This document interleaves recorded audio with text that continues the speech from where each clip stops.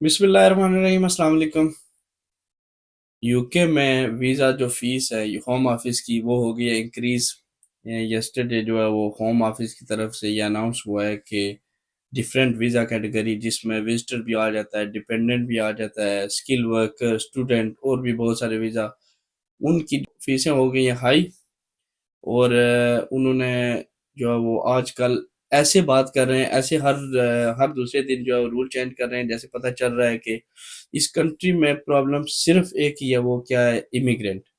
तो इमिग्रेंट को रोकने के लिए, इमिग्रेंट को कम करने के लिए उन्होंने ऐसे रूल चेंज कर रहे हैं जैसे इस कंट्री की इकोनॉमी जो है इमिग्रेंट ने ही रोकी हुई है।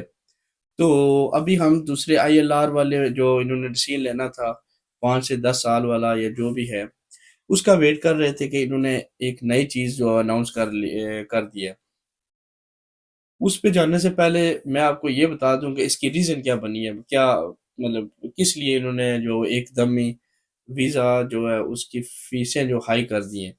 इसकी सबसे बेसिक रीज़न ये है कि पहले जो थी वो हमारे कंट्रीज़ के लोग, पाकिस्तान, इंडिया, बांग्लादेश और इन कंट्रीज़ के लोग जो है वो इस यूके में बहुत ज़्यादा विजिट, स्टूडेंट और स्किल वर्कर और बहुत सारे और भी वीज़े लेके इस कंट्री में आते थे।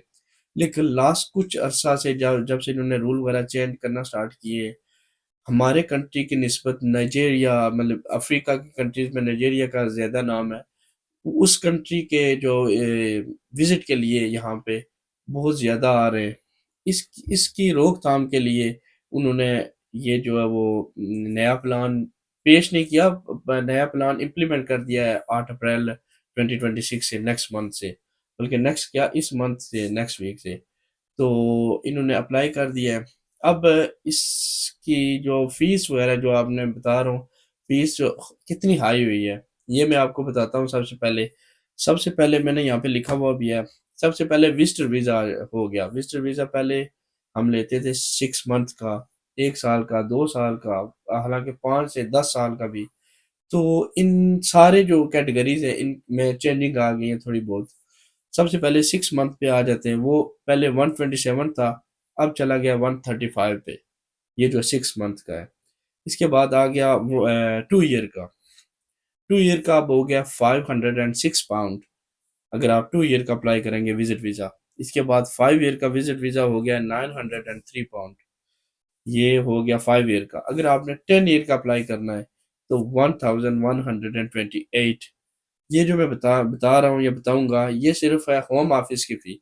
इसके अलावा जो हुई है, इनको जो बोलते हैं हेल्थ इंश्योरेंस और सारा कुछ, वो एक डिफरेंट चीज़ है, उस पे भी इम्प्लीमेंट होगा। लेकिन अभी जो इन्होंने अनाउंस किया है वो हो सिर्फ होम ऑफिस की फ़ी जो है इंक्रीज हुई है। सेकंड नंबर पे आ गया स्टूडेंट वीज़ा।